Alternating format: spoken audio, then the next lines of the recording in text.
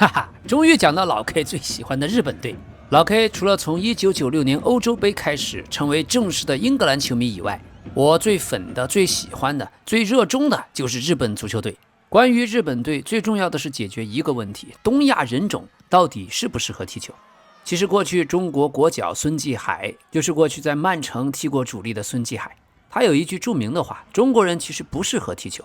这句话发自肺腑，老 K 非常的赞同。你就看看现在欧洲各个国家队越来越黑化，全是黑人。未来足球发展的方向，那么也就跟 NBA 一样。既然连白人球员都在无声无息中被淘汰，那么东亚人种纯从体育素质来说，这句话是有道理的。但老 K 最喜欢孔雀王里那段话：生于黑暗，却有一颗向往光明的心。既然知道自己的身体素质不如黑人，反而更要踢球，这就是日本队、日本足球要解决的问题。而且日本队直接将目标定在了夺取世界杯冠军，谁也不知道会是未来的20年、40年，还是今年。那么由于中国足球、华人足球的羸弱，在世界杯我们也就只能关注日本球员，因为中国的少年、日本的少年，过去大家都是一起看高桥洋一的足球小将成长起来的，相近的文化、相近的人种的基因。老 K 这里说个故事，在我读高中的时候，我们球队里面有个壮汉叫李宝华，我们住在同一个寝室，他的床就在我的对面上铺。每天晚上熄了灯，老 K 最喜欢听的就是李宝华给我们讲 J 联赛的故事。那个时候94年到97年，超级任天堂正在大陆风靡，所以我们这代小孩是玩三国志、玩信长的野望、玩实况足球1、实况足球2一起长大的。每天晚上熄了灯，李宝华的嘴里蹦出来那些日本人的4个字的名字，就像相声里面的报菜名：川口能活、有崎正刚、松永成立、井原正死、明波浩、松田直树、秋田丰、相马直树、服部年弘、奥大介、森岛宽晃、中山雅史、冈野雅行、钮泽敦、前田真之、小野生二、道本润一、高原直太、中村俊辅、远藤保人、小笠原满兰，还有本山雅治、中田浩二、户田和信、石川大佑、永敬雄一郎、平野孝、伊东辉月、成章二。哇，想到当时李宝华像唱歌一样报出这些名字的时候，整个宿舍里的少年人人都心潮澎湃，神往之。第二天上完课，一到中午、下午放学，马上钻进游戏室，然后三三两两递上人民币，老板，实况足球。真的，90年代属于中国球迷、属于亚洲足球的记忆太辉煌了。那也是日本队初代的黄金一代的球员。这里多说一句，老 K 那时候在重庆七中踢球，重庆七中是整个重庆市唯一的一个历史最悠久的传统足球学校，也就是我们那一代79年出生的孩子，后来组成了重庆红颜队，从乙级联赛一直打到中甲。那时候在重庆红颜队也曾经掀起一股球迷间的热浪，最著名的是广东籍主教练陈一鸣带队的时期。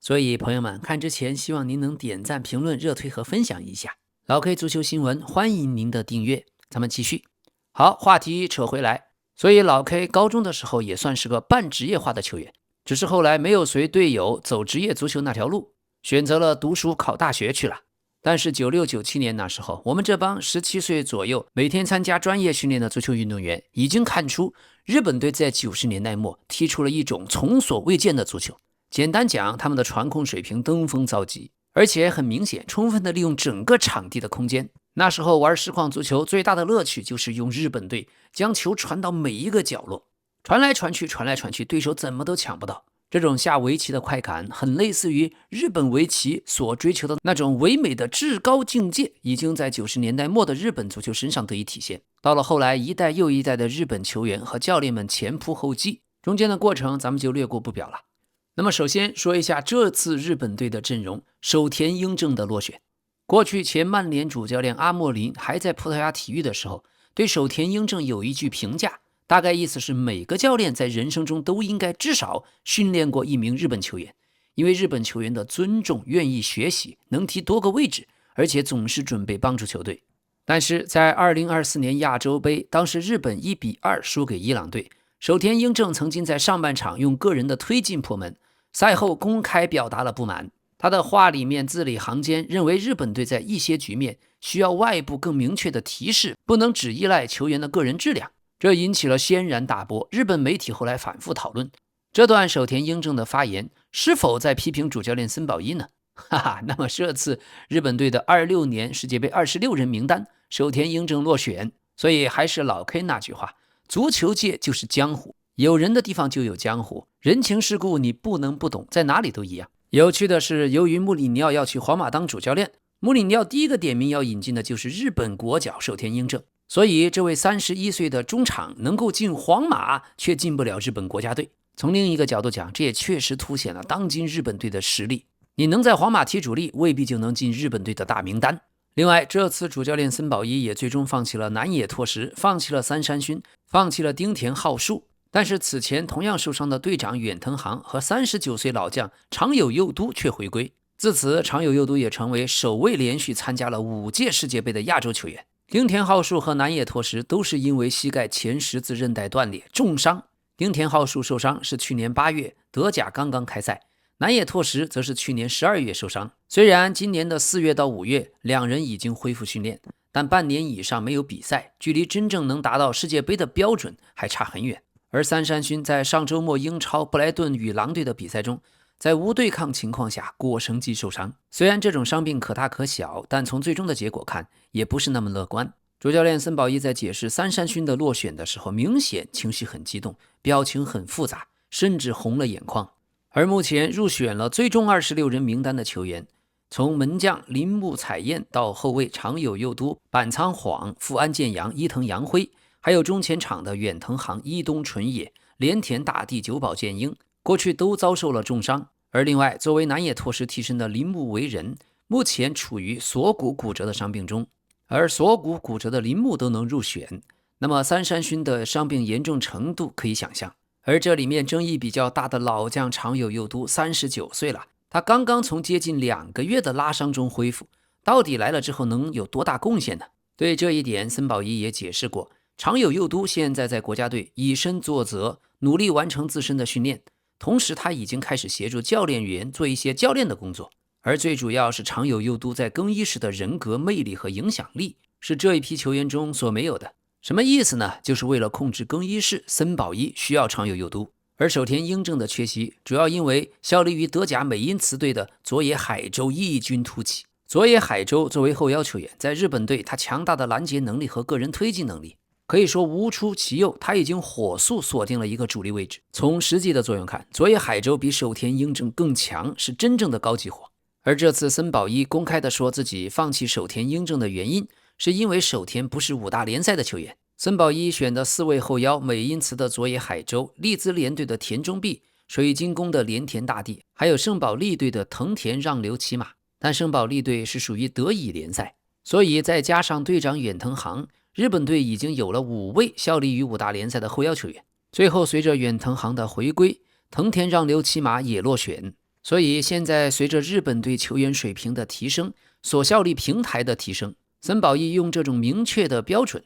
的确也有助于日本足球整体的提升。守田英正在1年前25年的夏窗其实有希望加盟刚刚升上英超的利兹联队，和田中碧做队友，但最终他选择了和葡萄牙体育续约。以他的年龄看，已经不可能再参加4年后的下一届世界杯，所以颇为遗憾。那么这一届日本队20岁的新星后藤启介很有可能成为最大惊喜，再加上上田骑士、久保建英、唐安绿等名将。上田骑士依然是日本队进攻核心，但身高达到了1.91米的后藤启介，他不是一个简单的传统的空霸，而是拥有极为出色的速度和极为细腻的脚下技术。本赛季后藤启介在比利时联赛已经斩获11个进球，他的上升势头极强。如果森保一大胆一点，在小组赛中就启用后藤启介打首发，那老 K 预测一下，这届日本队真可能一飞冲天。因为过去每一届世界杯看过来，日本队在世界杯赛场上中后场不成问题，关键就是缺乏强力的箭头人物，关键时候进不了球。那么别看后藤启介只有20岁，当年1998年迈克尔·欧文到英格兰队一开始也是替补，他只有18岁，但3场小组赛踢完已经成为铁打的主力。所以老 K 对后藤启介寄予了很高的期待，希望森保一能够大胆一点，不拘一格降人才。另外中场方面，佐藤海舟和连田大地很可能是日本新的核心。在远藤航的伤势恢复情况不明的情况下，佐野海舟和连田大地足以担起重任。佐野海舟具备强大的拦截能力，而且断球之后他向前推进极具威胁。而连田大地主管防守，他开阔的视野和掌控比赛节奏的能力是日本队不可或缺的。中场方面还有远藤航、田中碧可以作为轮换替补。此外，像板仓晃、赖谷部梦、铃木纯之介都能够客串后腰，特别是铃木纯之介的防守缠斗能力极为出色。日本队的中场过去10几年极强，具备极高的容错率。而后防线上这一届的日本国家队又完成了升级。如果打3中卫的体系，谷口彰武会成为核心，负责统领防线。板仓晃和渡边刚在右侧，左侧则是唯一的左脚中后卫伊藤洋辉坐镇。还有这次福安健洋的回归，以及老将长友佑都的入选。福安健洋由于身体和伤病的原因，可能无法打满90分钟，但有他在，每次都能给日本队带来极大的安全感。而长友佑都的作用是左右两翼都能打，只要派他上就非常的实用。所以日本队这份名单，森保一挑人并不是简单的挑最强的日本球员组合起来，而是综合了球员的性格、在场外的行为模式，还有球员之间的化学反应，以及日本队现在建立了一套由长期的数据积累建立起来的选人模式。当然这些都是冠冕堂皇的话，像守田英正的落选最关键听不听主教练的话。一个球队必须形成合力，执行力要强，这是最重要的，个人能力居其次。而森保一执掌这一届国家队已经长达8年，再算上他过去执教国奥队的时期，他观察目前这批日本球员已有10年之久。这次冲击世界杯也许是森保一时代最后的机会，他追求的很简单，是世界杯赛场的结果的最大化。那么这一次日本队分在死亡之组，先打荷兰，再打突尼斯，最后打瑞典。3场比赛都不好踢，上限和下限都很高，踢不好的话3场1场都赢不了。但如果踢得好，日本队可能是小组第一个出现的。而这里面最关键的问题，争取前2场拿到足够的分数，第3场让轮换球员上。因为东亚人由于自己的体质，过往的世界杯日本队每次到了淘汰赛，主力球员就会过度疲劳。那么如果在小组赛第3轮可以通过合理的轮换，这样得到了充分休息的主力，才能在淘汰赛阶段展现自己最高水平。另外，这次虽然进攻左路三山勋的受伤，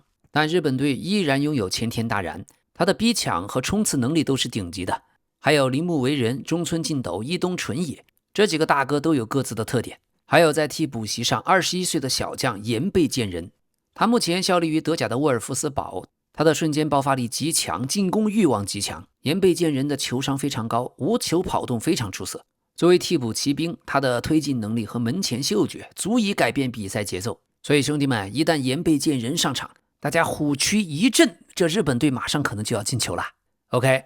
这一届森保一组建的日本教练组几乎全是过去的日本前国脚，像我们熟悉的超级10号、超级任意球高手，现年已经47岁的中村俊辅，他过去曾经效力过意甲的雷吉纳队、苏格兰的凯尔特人队、西班牙的西班牙人队。他的任意球水平巅峰时期甚至全世界能排上前10，和人类历史上任意球水平最高的过去效力过大巴黎的巴西球星小如里尼奥是可以一拼的。那么现在日本国家队除了体能教练以外，其他7人都是前国脚，明波浩、前田辽一、齐藤俊秀、长谷部诚、中村俊辅、门将教练夏田崇，这都是当年响当当的名字，如雷贯耳啊。所以老 K 在节目里说日本队的实力其实强于荷兰队，这还真非笑谈。而且这句话直接来自荷兰的媒体。这一次美加墨世界杯，日本队和日本国内著名的人气漫画《海贼王》展开了官方合作。那么在5月28日日本男足进行国内集训前，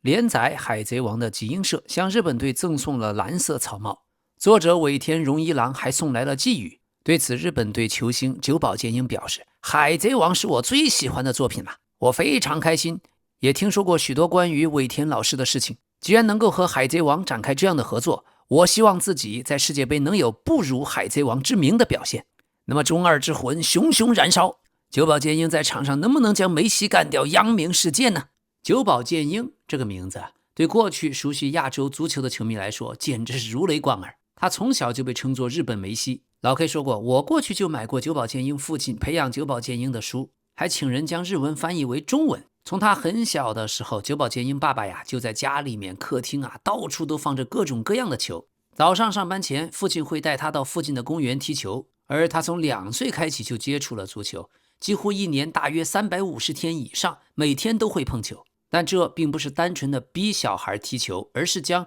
运动、阅读、提问还有各种表达变成了久保建英从小到大的日常生活。小时候家里面非常重视给他绘本的阅读，想培养他的理解力、想象力和判断力。因为足球场上所谓的球商，许多时候不是到了青训场上才突然出现的，而是在孩子从小观察、提问、做选择的时候就已经慢慢长出来了。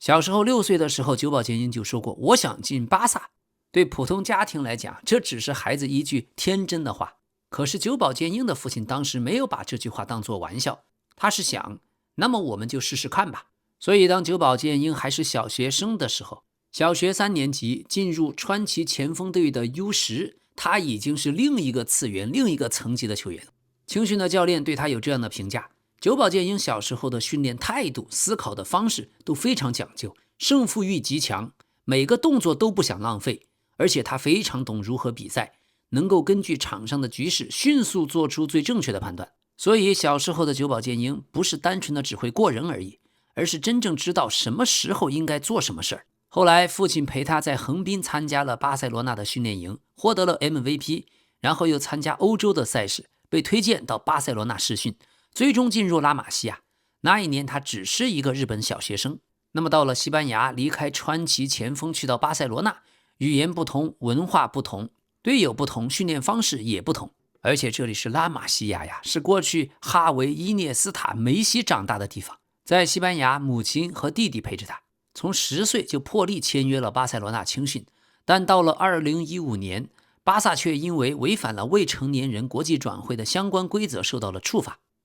特别就是久保建英10岁进入拉玛西亚这个案例，被抓了典型。于是5年后，只有15岁的久保建英被迫回到了日本国内。当时这件事情非常残酷，因为久保并不是因为踢得不好离开的，也不是因为不够努力离开的，只是在制度层面、规则层面，俱乐部受到了处罚，他被迫离开了从小梦想进入的巴塞罗那。回到日本之后，久保建英加入了 FC 东京，以15岁5个月才1天完成了 J 联赛的出场，打破了过去森本贵幸保持的记录。而当时只是个初中生的他，踢 J3 的联赛就吸引了7653名观众，182名媒体记者，这简直就像一场明星的发布会。但踢完比赛之后啊，久保建英没有什么豪言壮语，只是简单的说自己没有射门，在场上的贡献还不够，但能够上场踢45分钟，这是好事儿。15岁的久保建英就说，希望自己未来成为能够打破僵局的球员。后来2017年，久保建英以15岁10个月11天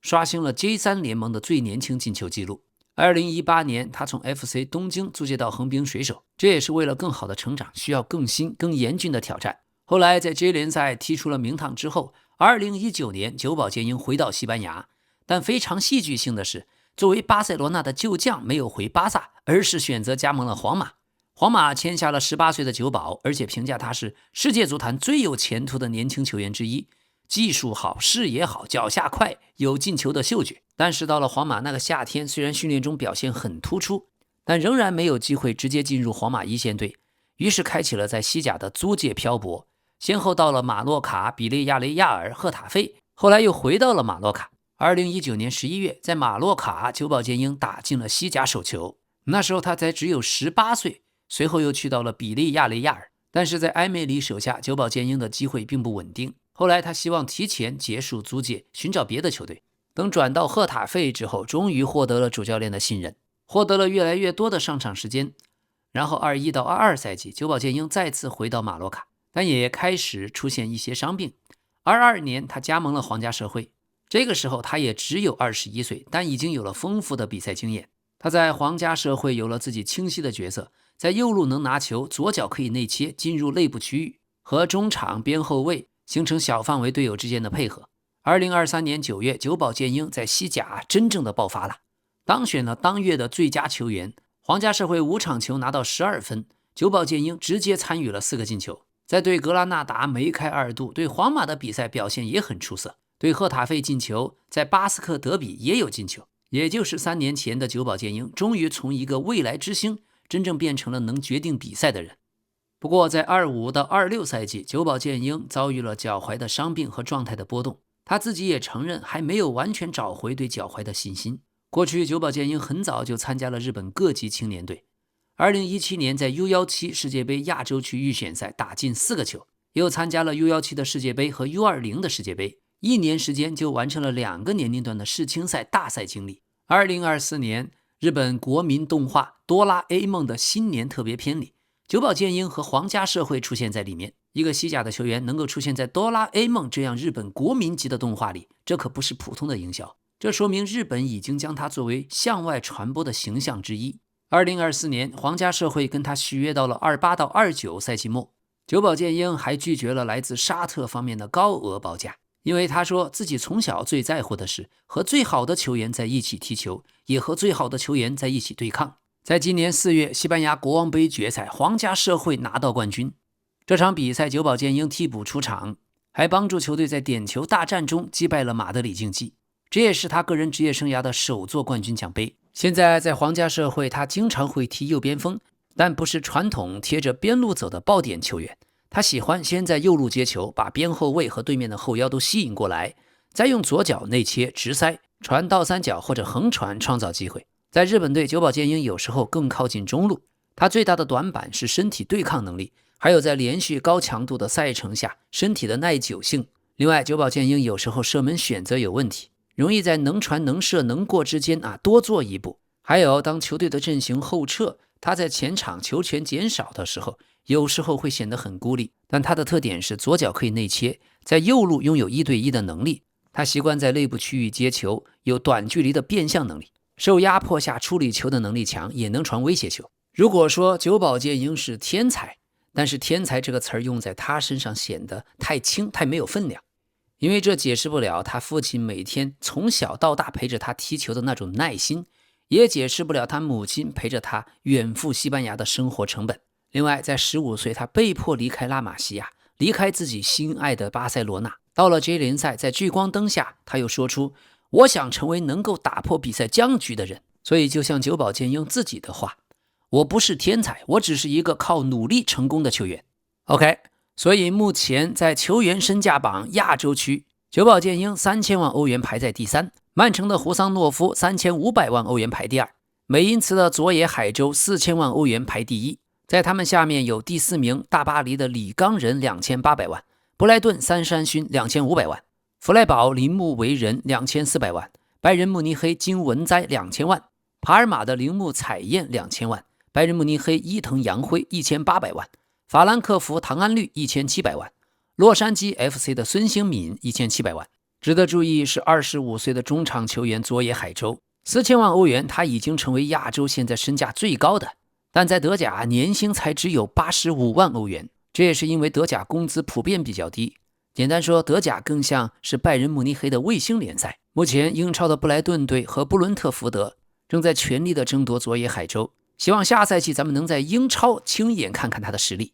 好，今天由于世界杯参赛的所有球队都公布了大名单，所以德转也更新了世界杯参赛球队的总身价排行榜。法国队 15.3 亿欧元排第1，英格兰 13.1 亿排第2，西班牙 12.6 亿排第3，然后依次是葡萄牙、德国、巴西、荷兰、阿根廷、挪威、比利时、科特迪瓦、摩洛哥。日本队以 2.79 亿欧元排在第22位，但老 K 真心觉得日本队的实力起码排前10。好，这次日本队的名单里面有23名在欧洲踢球的球员，其中11人效力于5大联赛，其余都是来自阿贾克斯、凯尔特人这样的强队。这样的阵容就算放在欧洲也是排得上号的，只是由于众所周知的原因，东亚人种在欧洲踢球或多或少肯定会受到一些天花板的影响。就像现在荷兰甲级联赛菲耶诺德的头号球星上田骑士，他刚到菲耶诺德的时候，主教练认为他的打法跟不上比赛的节奏，结果上田骑士也真是争气，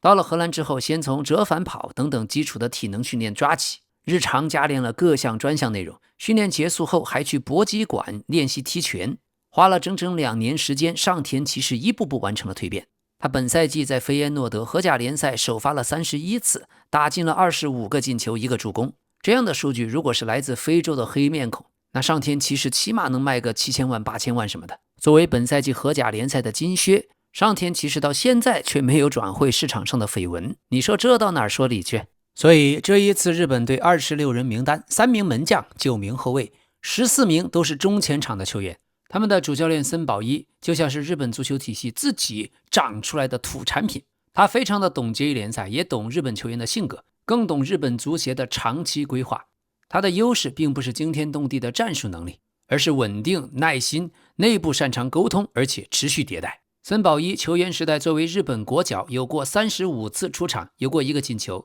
在日本 J1 联赛踢过293场，15个进球。退役以后，从广岛三剑的青训教练做起，又进入 U19 到 U20 日本队的教练组，最后成为广岛三剑的主帅，再到东京奥运日本队的主帅，一路走到了国家队主教练的位子上。这次日本足协公布名单，日文标题直接用了为赢球而选出的最佳26人，这也是日本队连续第8次参加世界杯，真是让中国队球迷和华人汗颜呀。本届日本队的目标明确提出，要冲击此前没有达到过的最高的景色，突破过去的天花板。现在森保一的压力主要有2个，一边是日本足球整体水平已经不断提高，旅欧的球员越来越多，外界的期待自然也变高。第二点，过去日本队多次倒在16强，尤其是2018年被比利时队绝杀，2022年又点球输给了克罗地亚，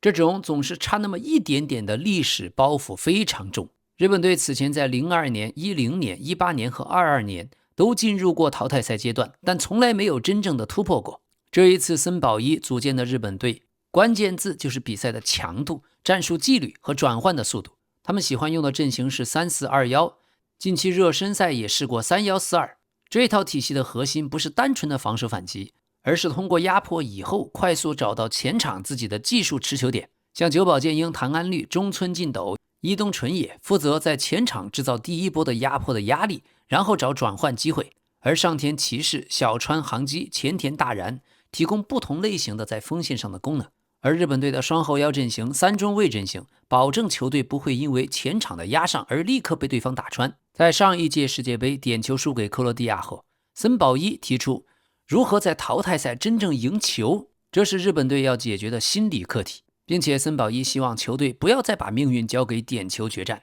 这一次球员方面依旧选择重伤之后的远藤航，不仅看他的脚下和防守能力，更看重远藤航的精神支撑作用。有意思的是，前几天在训练中，远藤航谈到自己过去受伤的部位是左脚脚背，还有连接脚趾的韧带断了，现在已经用人工韧带进行了连接。远藤航认为人工韧带这一次再也不会断掉。不过就在1-0热身赛击败冰岛之后，远藤航说在场上自己的脚部又出现了不舒服的感觉，但能够踢完半场对自己而言意义重大。好在手术的部位本身没有出现问题，只是伤处周边容易肿胀，在场上的一个动作就会产生异样的感觉，肌肉也仍然有紧绷感，跑动的时候双脚发力状态存在差异。但是远藤航认为自己仍然能够参加世界杯的比赛。那么另外队内的富安健洋，他过去2年的伤病很多，但仍然被纳入26人名单，这足以说明森保一对他的看重。一个健康的富安健洋依然是日本队的后场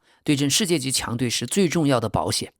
那么关于伊东纯也，24年的亚洲杯期间，他被刑事起诉而离队，后来通过律师否认了指控，并且提出反诉。现在因为对他的犯罪嫌疑不充分，不予以起诉，所以回到了国家队。还有日本队的门将黑人混血儿铃木彩彦，2024年亚洲杯以后，他遭到了网络上种族歧视的攻击，主教练森保一立刻站出来保护球员，提出了强烈抗议。现在铃木已经在意甲的帕尔马队彻底站稳了脚跟。日本队的10号唐安绿左脚选手，这也是德甲淬炼出的胜负手。22年世界杯，唐安绿在对阵德国和西班牙的比赛中进过关键球，所以他天然就带着大场面先生的标签。在最近，他离开了弗莱堡队，加盟法兰克福，合同签到2030年。法兰克福方面非常看重唐安绿的技术、速度和比赛心态。在战术方面，唐安绿最适合在3-4-2-1里面踢右侧的内锋，也可以根据需要去边翼位或者边路的位置。他在场上的价值不仅是依靠速度，而是他的左脚可以内切，并且擅长2点球和禁区边缘的射门。在日本队失去三山勋以后，唐安绿和久保建英需要承担更多的责任。25年6月，唐安绿和明松美久结婚，婚后改名唐安美久。漂亮的新娘是日本非常知名的美妆和时尚博主，在 Instagram 上有大量的粉丝，比唐安绿大3岁，也是属于足坛非常常见的姐弟恋。名松美酒不用讲，老 K 非常的欣赏，所以唐安绿球踢得好，艳福也不浅，可谓人生赢家。还有上田骑士，过去日本队是中场好，边路快，但中间就缺乏一锤定音的中锋。现在上田骑士在荷兰甲级联赛拿到最佳射手，如果能将火力带到世界杯，那么日本队突破16强的可能性就会大大提高。当然，如果他被锁死，那么像小川航基、前田大人或者岩背健人就要提供日本队不同的进攻方案。上田骑士的妻子游部菜月那也是美成了一朵花呀，两人在22年结婚。随着上田骑士开启了留洋生涯，游部菜月也陪同丈夫前往欧洲生活。今年4月，上田骑士特地从荷兰飞回日本陪产，6天后游部菜月平安生下一个女儿，这也是他们的第一个孩子。游部菜月在 Instagram 和 YouTube 上拥有大量的粉丝，也是一个时尚模特和著名的网红。老 K 就非常喜欢游部菜月的那种日系的生活穿搭风格，清新自然温柔，而且不焦灼，这叫做极具透明感。精髓就是日本女孩那独有的如夏日清风般干净通透的感觉，极简风、文艺居家风，没说的，很在我的审美上面。这种感觉真的是一击必中。好，过去1年，日本队常用的战术3-4-2-1，有球的时候3个中后卫负责第一线出球，2个边翼位拉开宽度，双后腰保护中路。久保、唐安、连田、中村这类球员在2个影锋的位置接球，单箭头通常用上田骑士。在无球的时候，阵型就会迅速落成5-4-1，前场先进行压迫，压不下来就迅速摆大巴，回到一个紧凑的防线。这次日本队进攻的核心变化在于三山勋的缺席。过去日本左路就打得很简单，直接把球交给三山勋，让他1对1解决问题。而现在没有办法，就只能用中村敬斗、伊藤洋辉、前田大然或者其他的球员来组合承担左路的功能。最有可能中村敬斗会代替他的角色，而右路进攻会成为日本的强侧。久保建英、唐安绿、菅原由势、伊东纯也可以提供不同的搭配风格。久保建英主要负责内切和传威胁球，唐安绿负责左脚的射门和反抢，菅原由势则可以在边路进行传中，伊东纯也负责速度方面的冲击，特别是伊东纯也的速度和盘带能力，比赛中的助攻尤其多。所以日本队的首发预测门将铃木彩彦，三中卫渡边刚、板仓晃、伊藤洋辉，2个边翼位菅原由势、中村敬斗，双后腰佐野海洲和田中碧，双前腰久保建英、唐安绿或者用连田大地，中锋上田骑士。而另外替补席上的岩背健人、后藤启介、铃木为人是年轻人里面的看点。在最后下半场的30分钟防守反击或者对手体能下降的时候，年轻人上场可以制造速度和新鲜感。所以日本队的4大优点，第一就阵容的欧洲化程度非常高，日本队的大多数主力长期在欧洲的高节奏、身体高对抗还有各种战术细节中长期进行训练。第二点，日本队的战术延续性强，由于主教练森保一已经带队跨过了2个世界杯周期，所以3-4-2-1前场压迫、快速转换这些日本队的核心结构得以保存。而各支国家队都因为训练时间少，那么拥有稳定的框架就比复杂的战术更为现实。第3大优点，他们在前场的球员类型非常多，久保建英可以负责创造力，唐安绿可以负责左脚的终结和压迫，上田骑士负责中锋的终结，而小川航基提供头球的后手，前田大然可以提供冲刺和逼抢，伊东纯也就是纯速度方面的突破。第4个优点，日本队的目标定得非常高，行百里路者半90，日本球员这2年都公开表达过日本要追求更高目标的态度，他们早已经不满足于只是出现而已。所以这种野望、这种野心本身就是日本队成长的标志。那么缺点方面，首先是这次日本队的集体伤病让他们的上限下降，像三山勋、南野拓实、守田英正的缺席，还有远藤航、富安健洋身体到底怎么样，能不能打，伤病确实拉低了日本队这次的上限。第二点，他们在淘汰赛的心理关还从来没有真正的跨越过，这是日本队必须面对的历史包袱。第3点，中锋在最高强度世界杯的比赛里稳定性仍然有待验证。上田骑士虽然状态很好，但世界杯面对的可是像荷兰队、瑞典队这样的后防。日本队的中锋到底能不能将机会变成进球，这是日本队突破上限的关键。第4点，他们的门将位置相对年轻，而且有状态的起伏。铃木彩彦无疑潜力很高，也经历过意甲的锻炼。但总体上仍然年轻，在大赛里面的出球选择到底稳不稳，这是未知数。好的，看一下今天的重要新闻。首先，恭喜利物浦的球迷伊劳拉终于成为新任主教练。过去1年多，老 K 足球新闻里面多次说过，伊劳拉是我最欣赏之一。前面我还专门做过一期对伊劳拉战术风格的细致研究，这里我也把链接放在上面供大家参阅。那么没什么可说的，过去他执教伯恩茅斯卖了那么多球星，但本赛季仍然带领伯恩茅斯保持了18轮不败，拿到了英超第6。斯洛特下课，伊劳拉来了，这可不是简单的鸟枪换炮。希望红军利物浦这次能够真正重拾过去的重金属足球风格。伊劳拉这个主教练丢球可能很容易，但进球能力绝对没问题。唯一需要担心的就比较激进，他对球员体能的要求会更高，多线作战有可能崩盘。在密集的赛程下，下赛季利物浦会不会出现伤病潮，这是需要关注的一个点。从执教能力上对比切尔西的阿隆索，我觉得阿隆索不一定就大于伊劳拉，特别是利物浦的风格不可能走阿森纳阿尔特塔现在1-0主义，所以这位少帅里的战术大师伊劳拉12个月以后如果将利物浦带的可以，希望红军球迷给老 K 多多点赞。搞不好啊，10年后的今天，大家会发现利物浦新的王朝就是从老 K 对伊劳拉的吹捧开启的。 OK， 转会市场方面，皇马触发了国际米兰的泥头车邓弗里斯2000万欧元的解约金。这位30岁的国米右后卫终于加盟了皇马，他5年时间里代表国际米兰出场207次，贡献了27个球28个助攻，帮国米拿到了2个意甲冠军3个意大利杯冠军，还有3个意大利超级杯冠军。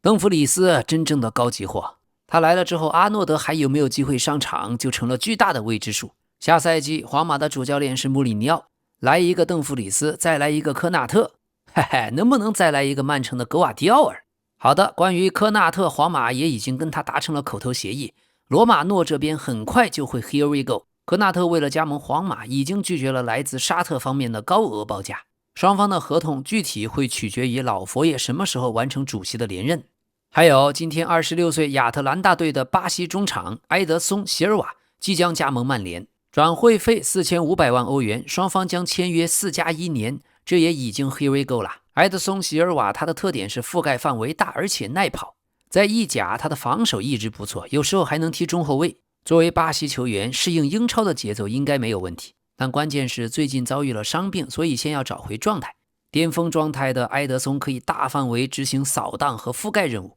能够全方位的盘活一支球队的攻防。作为曼联先签一个轮换的中场球员相当不错，后面的大鱼才是重点。这次科纳特加盟皇马，科纳特想要2000万欧元的签字费，工资想拿到和阿拉巴差不多的水平，也就是税后每个赛季1200万欧元。27岁的科纳特会签下一份4年的合同。好的，轻松一下，太太团。荷兰队热刺的中后卫范德芬，他跟英格兰模特埃拉巴芬的恋情已经公开化。上周芬德芬和女朋友在西班牙度过了一段浪漫的假期，埃拉在社媒上拥有近100万粉丝。没说的，这种事情战地记者老 K 总会第一时间发回报道。好，另外球员方面，小蜘蛛阿尔瓦雷斯据说已经和马德里竞技达成了涨薪的协议，合同年限没有变化。那么如果是真的，巴塞罗那也好，大巴黎和阿森纳也好，今年夏天就没人能得到他了。马德里竞技这次完全无视了巴塞罗那的第一份报价，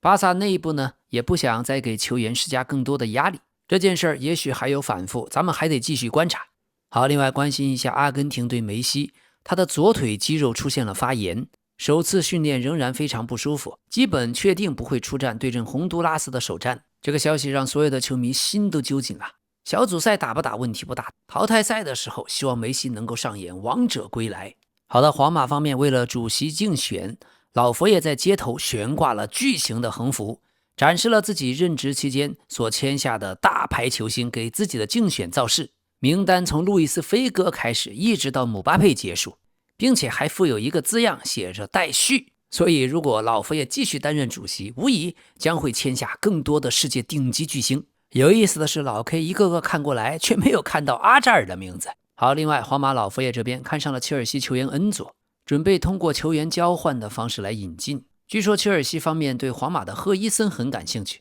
特别是上赛季皇马的主教练阿隆索参与了在皇马引进赫伊森的转会，而赫伊森自己也说，我非常适应阿隆索的战术理念。现在阿隆索到了切尔西，这确实容易让人浮想联翩。好的，朋友们，感谢您的点赞、评论、热推和分享。这里是老 K 足球新闻，咱们明天再见。